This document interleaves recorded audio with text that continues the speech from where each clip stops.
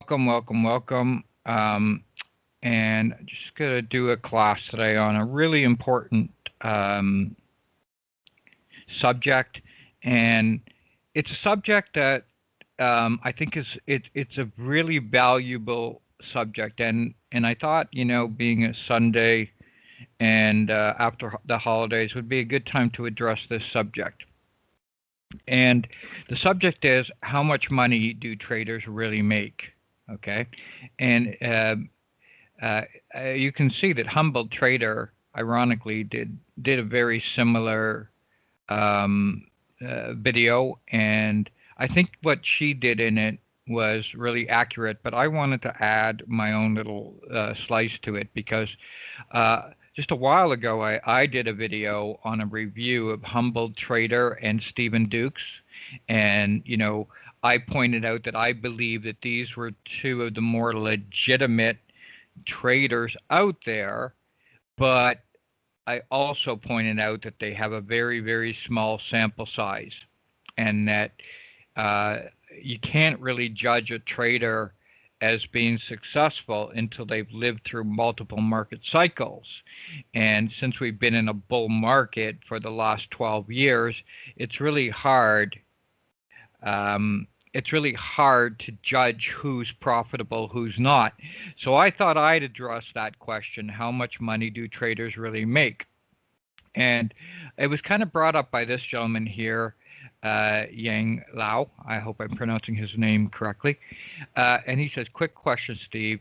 How much money did you make this year or last year? Most other educators make this public. Thanks.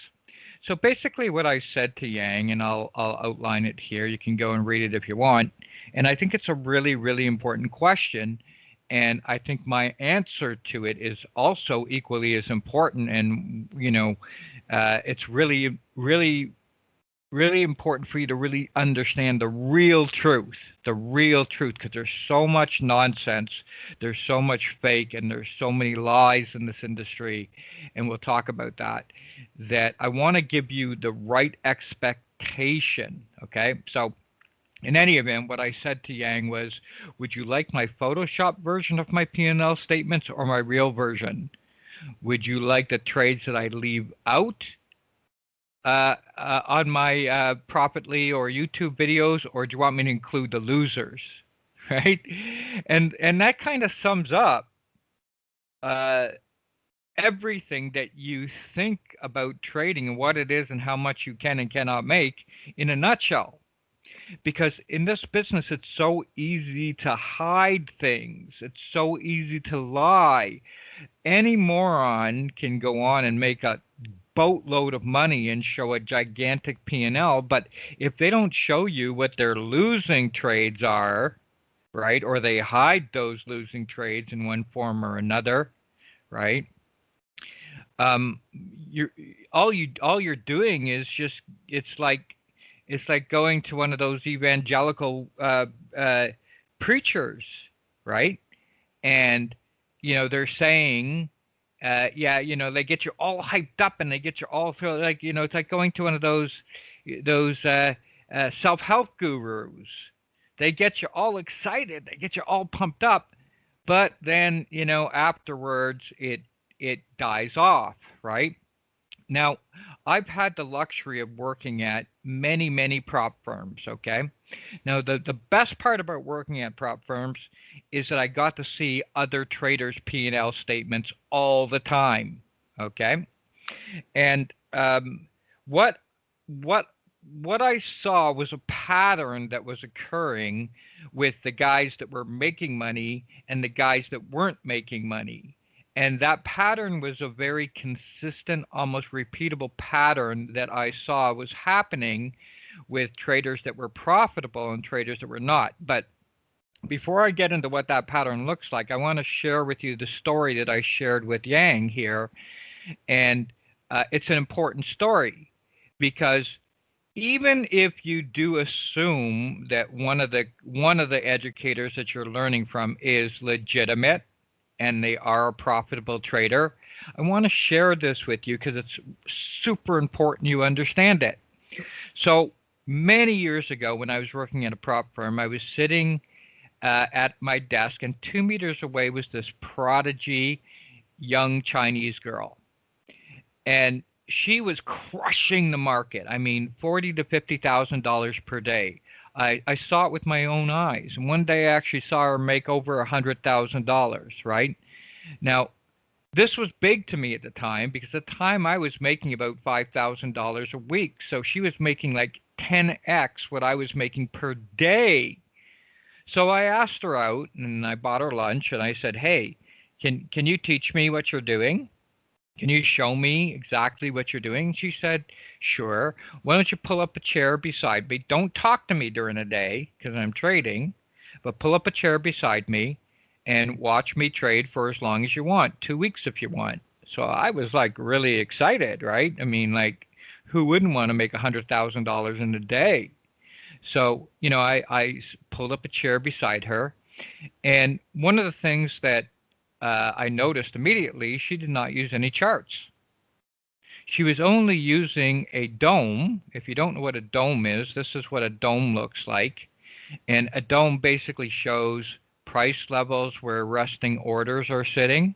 Okay. And she was using a level 2, which is similar to a dome. It's just showing you bids and offers below and above the market. Okay. So that's all she was using. Not a single chart was on her screens. Now, if you know anything about domes or level 2s, what you'll know is this information changes extremely rapidly. Okay, and it shows the size of the bids and the size of the offers, and it shows previous sales and previous levels here. Now, maybe you'll call me racist, I don't know. But I don't know about you, but as a general rule, in my experience, I've found that Oriental people are a lot faster with numbers than most Caucasian people. Right?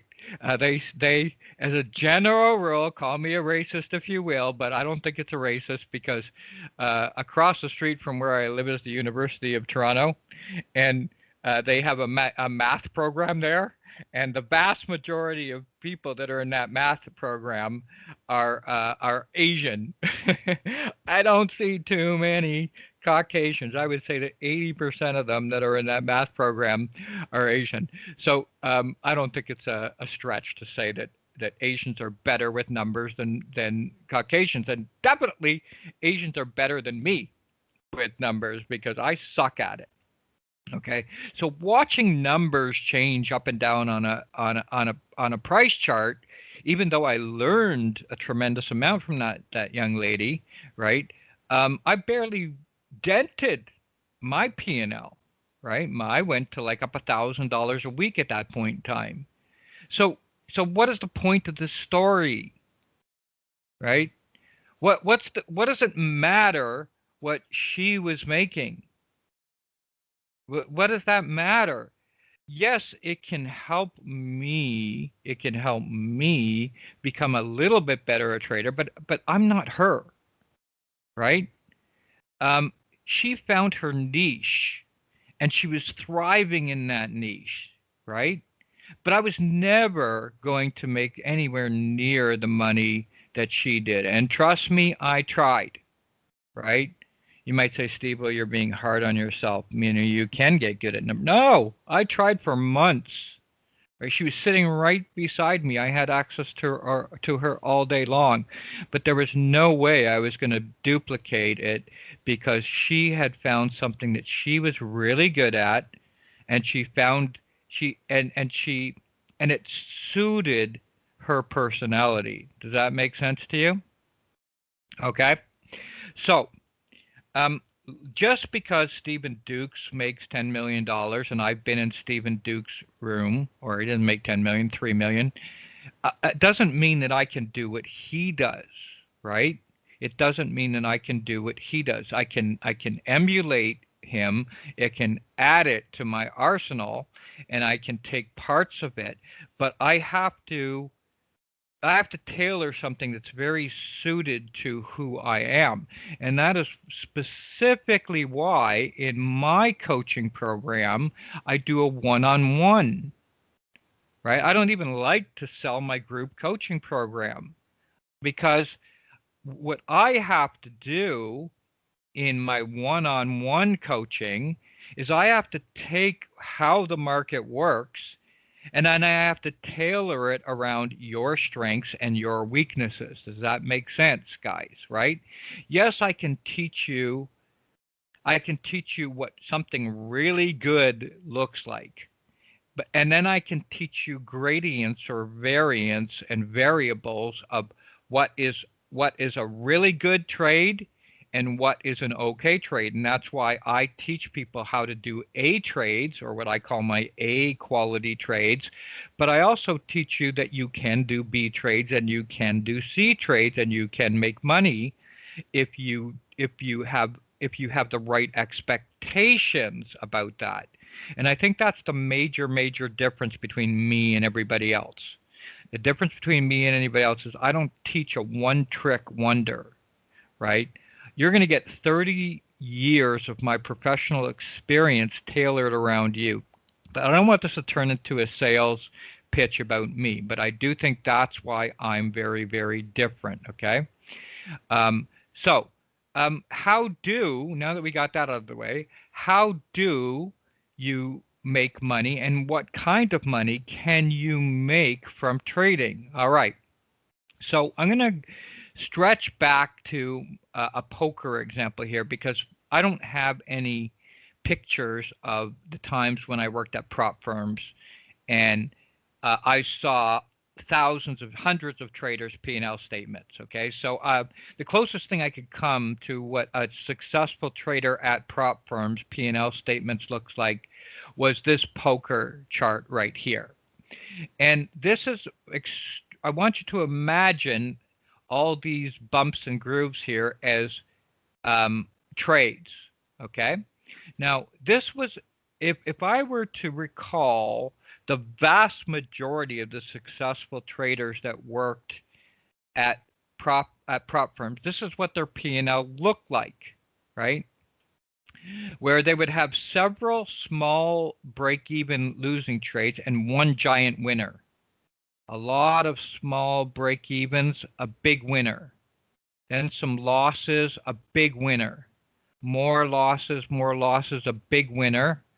Break even, big winner, big winner, big winner. Break evens, big winner. Losses, kept small, big winner. Okay? And this was almost universal. This was almost universal, right? Here's another example. You can see that looks very similar. So trading is extremely the same way for the profitable traders that I saw at prop firms. You've got to have those big winners. So when we used to work, on the floor, there was a saying, you don't want to eat like a bird, okay, and shit like an elephant, okay? And that is what most retail traders do. They think they're really good traders because they have a tremendous amount of small wins, right? Little tiny profit, small profit, small profit, small profit, small profit, right? They eat like birds, but they fool themselves into thinking that they're good traders because inevitably they have 50 small wins and then boom, they shit like an elephant. I thought this was funny, the mother elephant shitting on the baby elephant's head. They shit like an elephant and all their profits disappear. How many times has that happened to you guys before you took my coaching? Right? So what you have to do if you want to be a successful trader, and you have to find a process which allows you to have that P&L statement that I showed you before, right? So we're going to get to something else here in a second. So your your profits have to look like this. Okay, one sec. Again, small winner, small winner, small winner, small winner, small winner, loser, loser, loser, big winner. Small winner, small winner, small winner, small loser, small winner, small winner, small winner, small winner, small winner, big winner. Okay? That's the only way to overcome the costs in this business. You must, you absolutely 100% must have these big winners. You've got to have them. It's got to be the complete opposite. You have to shit like a bird and profit like an elephant. And right, that you have to do that. You have to shit like a bird and eat like an elephant. Right? If you're not doing that, if the coaching package that you're doing does not allow you to do that, then it's forget about it.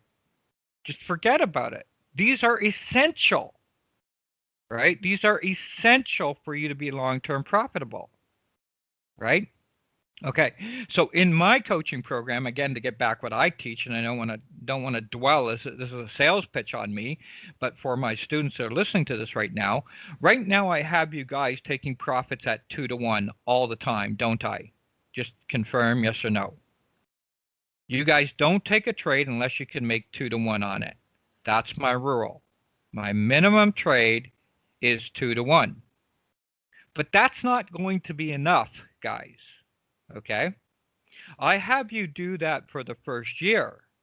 But in order for you to be a very good trader and to make money from trading, you are going to need to average somewhere in the neighborhood of 2.9 R. Okay? You're going to need to average that over a large sample size. If you want to make a lot of money, yes, you can make good money if your average win is $2 and your average loss is $1, right? 1 to 2. Yes, you can make a lot of money just being a 50-50 trader, but you're not going to you can make a living doing that, right? But you're not going to be a sick great trader. The greatest traders I know, they average like 2.9 R. So for every dollar they're losing, they're making 2.9. And there's a big gap between how much money you make at 1 to 2 and how much you make at 1.29. Right? That was the average at the prop firms of the best traders that I would see, was they were risking 1 and making 2.9. Okay? So when you ask me, or you're looking at anybody online and you're trying to figure out, is this a good exercise of your time? This is what you want to know. Okay? This is what you want to know, is what are they risking to make what? That is the magic number. And the way I teach it in my Kelly, okay. Oh, sorry, let me wrong thing. I'm pointing. In my Kelly spreadsheets, right? What I teach my students, as you'll see here, my students, George, what's your recent? George has been the guy that's in the room right now that's had the most recent Kelly. What's your most recent R? Just type it in the room if you remember it. George has been with me for a while.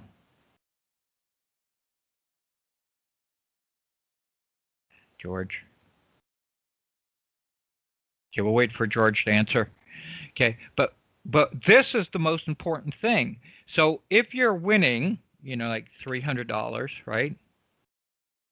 And you're losing 100, and you're winning 500, and you're losing 300, and you're making 900, and you're losing 125, you can see that will affect your R. You can see over here, I got a 50-50 win rate, but my R is 1.77. Okay? And my P&L, even though I'm 50-50, is $1,000, right? So keeping track of this over a very, very large sample size is critical, critical. That's why I have my students fill this out on a regular basis so that I can review it, because this R number tells me the story. I don't give a shit if you made $10,000 in one trade, right? And your P&L is 11,175, right? Because on the very next trade, if you lose $11,000, that R changes dramatically, right? That R changes dramatically. So you need a large sample size of literally maybe 500 trades to have a very good idea of what your R is. Okay? You need a very large sample size. George says, my P&L was so big I could not believe it myself. Let me know when you find it, George. I'm going to show these guys because I think it's important, right? Because George has been with me for a long time. He was a losing trader for a long time. But that is the most important thing, not how much money I make in one trade, or for that matter, what if I got lucky in 1 year, right? What if I just got lucky in 1 year or 2 years or 3 years? So asking how much money a trader makes is not important. Knowing what their R is over a large sample size is really, really, really important. Okay? All right. So that is what my goal is. What do I aim for my students?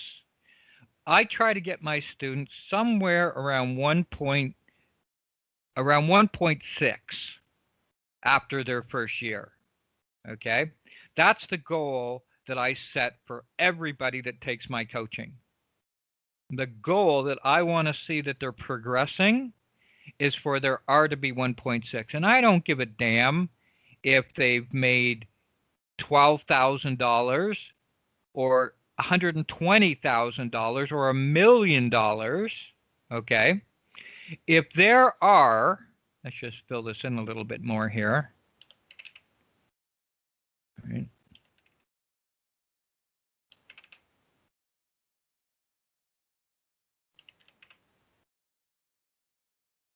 And let's just keep going here.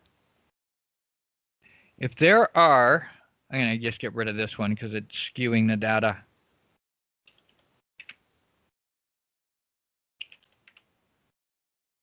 There. If there are is not close, let's just bring this down.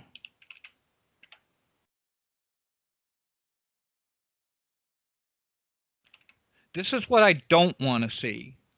Okay, see that? I don't ever want to see that. If you see this in your P&L statement, you need to stop doing what you're doing.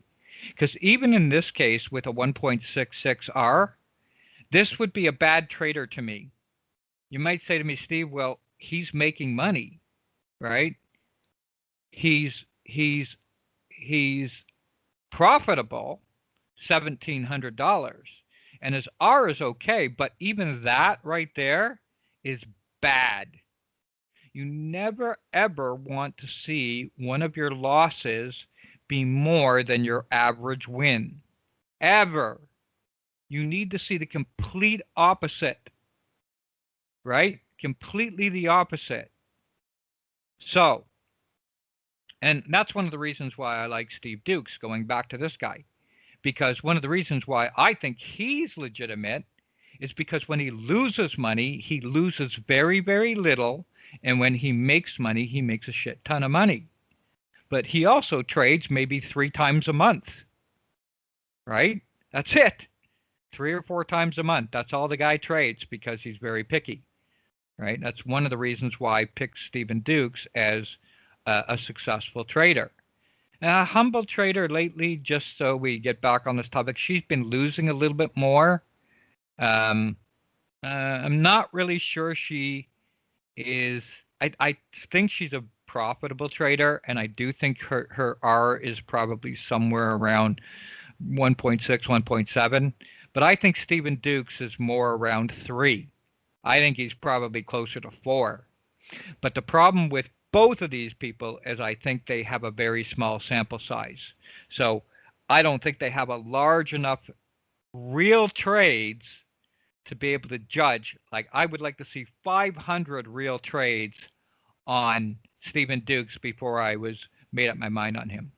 But hopefully you guys get the point. Okay? So if your P&L statement is not looking like this, you have a tremendous amount of work to do.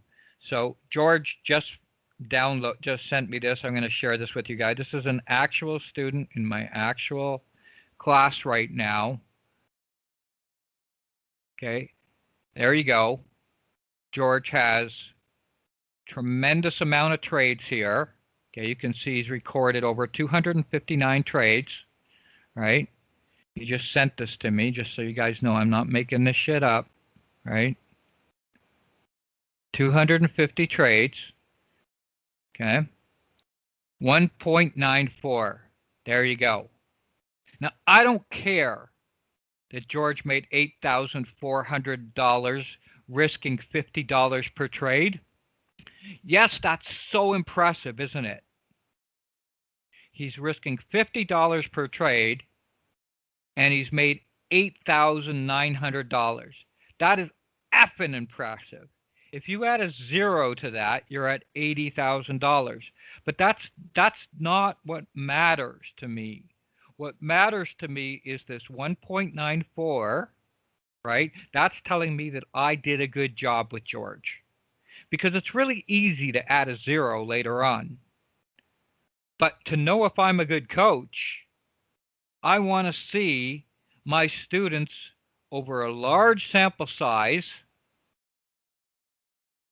average that. And what I'm also looking for when I look at George's P&L statements is I want to make sure that his losses never exceed more than his average gain. And you can see that I have done a magnificent job with George, right? I've done a magnificent job with George. It makes me so proud. I cannot tell you how proud it makes me, okay? This is what I do it for. I don't care about the money. In another year from now, George will add a 0 to that, and that'll be $80,000. And then in another year from now, he'll add another 0 to that, and that can be $800,000. And that's my goal with my students. My goal with my students is not to make them a lot of money, not to have a big swinging dick contest. How much money do I make? How much money does Stephen Dukes make? Screw that action, okay? That is not where longevity comes from. When people come to me, I want to give them a 5-year, 10-year, 20-year career. And the way I know they're going to have that is by following that number and by watching it over a large sample size. And if they can get to that, they'll be here in 20 years like I am. That's what's going to give you longevity. That's the judge of a real trader. And sample size, this is still even not enough. It's good, right? It's 250 trades, but I would still, for me to feel really confident that George was really going to be a successful trader, and for me to tell him George, I think you should go to $100 or $200 risk per trade. I think he can go to $100 risk per trade now. I think he's good enough and has proven that he can do it. But I wouldn't want to see him go to $500 risk per trade just yet. I would want to see another 250 trades with $100 or $150 risk per trade before I taught him to do that. Okay? So how much money can you make as a trader? Well, that's entirely dependent upon what your starting bankroll is and what your R ratio is over a large sample. Okay? I have a client who has a multi-million-dollar account. He's not risking $50 a trade. He's risking $5,000 in some cases as much as $10,000 per trade. So if he was doing George's numbers, which he's actually doing a little bit less than George, that would be $800,000 this year. But this is what matters. Okay? And if you go and work at a prop firm, this is what they want to see. They don't want to see I turned $17,000 into $2 million. That's bullshit. That doesn't mean fuck all. Okay? It means nothing. They want to see sample size, and they want to see consistency, and they want to make sure that you do not eat like a bird and shit like an elephant, and you do the opposite. Okay? This should be your goal. Okay, so I don't want us to turn into a 1-hour video, but this is what you should be striving for. This is what I teach, okay? And this is what makes great traders. Your R over a large sample size. Love you guys all. Thank you, and bye for now.